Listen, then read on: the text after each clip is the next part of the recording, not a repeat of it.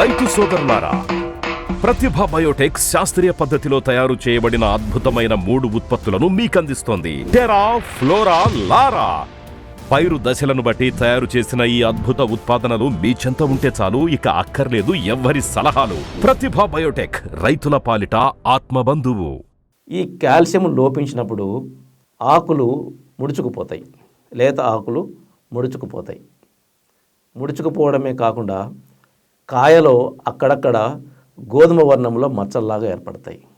అంతేకాకుండా కాయ చివర కానీ పండు చివర కానీ కుళ్ళిపోతుంది, ఎక్కువగా పూత రాలిపోతుంది, పిందెగా మారలేదు.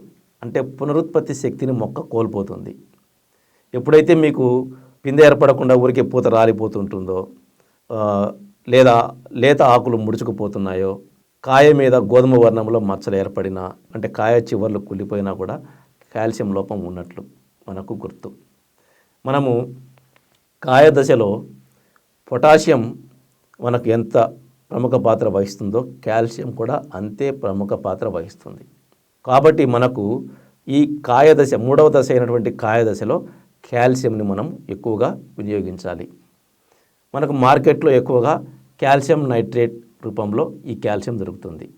ఈ కాల్షియం నైట్రేట్ని మనము 1వ దశ 2వ దశలో తక్కువగా వినియోగించుకొని, అతి తక్కువగా, అంటే భూమిలో వేసేటప్పుడైతే 2 కేజీలు మొదటి 2 దశలో వినియోగించుకున్న, చివరి దశ అయినటువంటి కాయ దశలో కనీసం 25 కేజీలు మనం ఉపయోగించినప్పుడు ఈ కాల్షియం లోపాన్ని మనం సవరించుకోవచ్చు.